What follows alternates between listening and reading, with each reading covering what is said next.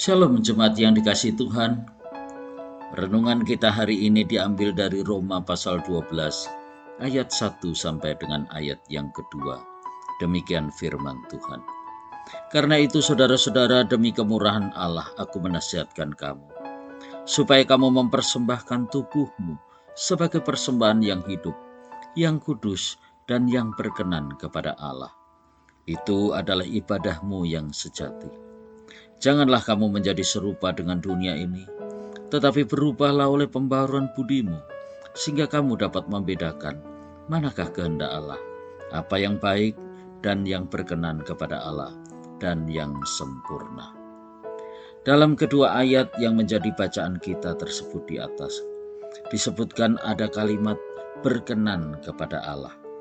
Bahkan kalimat berkenan kepada Allah itu disebutkan hingga 2 kali, yang menyeratkan bahwa ide tentang hidup yang berkenan kepada Allah adalah ide yang sangat penting. Oleh karena itu, saya memberi judul renungan ini adalah gaya hidup yang berkenan kepada Allah. Pertanyaannya sekarang adalah, dapatkah kita memiliki gaya hidup yang berkenan kepada Allah? Lalu bagaimana caranya agar kita dapat berkenan kepada Allah? Dari kedua ayat tersebut di atas, kita mendapatkan petunjuk praktis bagaimana caranya agar kita memiliki kehidupan yang berkenan kepada Allah. Yang pertama, agar kita dapat hidup berkenan kepada Allah, maka kita harus beribadah kepada Allah dengan benar. Ibadah yang benar adalah mempersembahkan keseluruhan diri kita kepada Tuhan. Dan di dalam anugerah Allah yang sempurna, tubuh orang percaya yang fana ini dapat diserahkan kepadanya sebagai ibadah yang memuliakan Dia.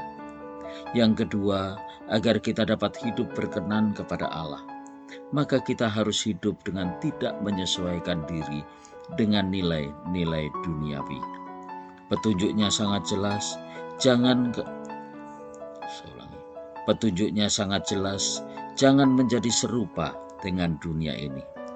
Keserupaan dengan nilai-nilai dunia ini yang lebih mengutamakan keinginan kedagingan, keinginan mata, dan keangkuhan hidup membuat kita tidak dapat berkenan kepada Allah.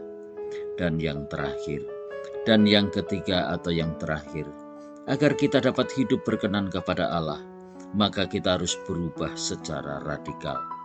Disebutkan berubahlah oleh pembaharuan budimu.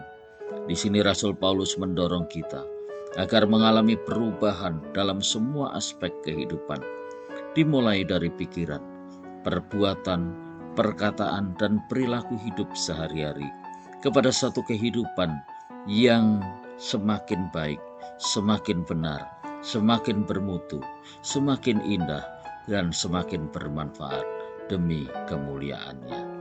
Jemaat yang dikasihi Tuhan, marilah kita hidup berkenan kepada Allah dengan cara beribadah yang benar, dengan cara tidak menyesuaikan diri dengan keadaan dunia ini, dan mengalami pertumbuhan, perubahan hidup ke arah Kristus yang lebih baik. Amin.